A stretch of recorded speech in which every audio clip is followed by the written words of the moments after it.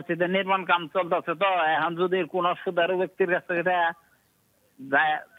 কাজ করা যাবে কি, সে আগ্রহ করে দিল? দেখুন, নবী ইসলাম ইরশাদ করছেন, ইন্নাল্লাহ তাইয়্যিব, আমি আল্লাহ তাআলা পবিত্র, পবিত্র ছাড়া আমি কিছুই গ্রহণ করি না। এমনকি আমরা শুধু মসজিদ কেন, সর্বক্ষেত্রেই আমাদের হালালকে প্রাধান্য দিতে হবে। হালালকে হ্যাঁ, হারামকে না। অর্থাৎ হালালকে হ্যাঁ বলুন, হারামকে না বলুন।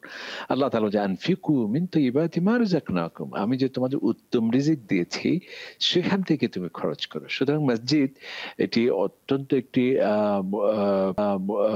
পুণ্যের কাজ, সওয়াবের কাজ। আল্লাহ তাআলা বলেন, ইন্নামা ইয়া'মুরু মাসাজিদাল্লাহ, মসজিদে সে এগিয়ে আসবে যে আমার প্রতি ঈমান আনে এবং পরকালের প্রতি বিশ্বাসী।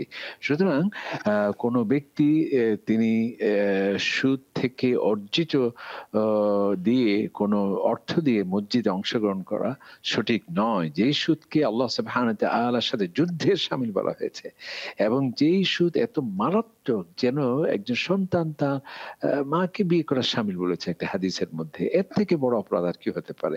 এবং এই সুদ দিয়ে অর্জিত ও সুদ দিয়ে কোনো যদি একটা রক্তবিন্দু সৃষ্টি হয়, কানাতিন নারু আওলা বিহি, নবী ইরশাদ করছেন, সেই রক্তবিন্দু জাহান্নামে না পড়া পর্যন্ত জান্নাত তার জন্য হারাম। সেই জন্য আমাদের এক্ষেত্রে সর্বোচ্চ সতর্কতা অবলম্বন করা উচিত। যিনি দান করছেন বা যিনি দান গ্রহণ করছেন, এই ধরনের কোনো অনৈতিক বা অবৈধ বা শরিয়া নিষিদ্ধ কোনো অনুদান থেকে যাতে কিনা হয়, এই ধরনের মসজিদ নির্মাণ মতো পবিত্র কাজে যাতে অনুদান বা ডোনেশন হিসেবে না নেওয়া হয় এবং না দেয়া হয়। তবে আমরা এটি বিশ্বাস করি যে একজন মানুষের সবকিছুই যে তার সুদ থেকে আসছে সেরকম তো নয়। তার নিশ্চয়ই পবিত্র কি আছে, তার বৈধ পন্থা আছে, শরীয়ত সম্মত বিভিন্ন পন্থা আছে, সেখান থেকে তিনি দিতে পারেন।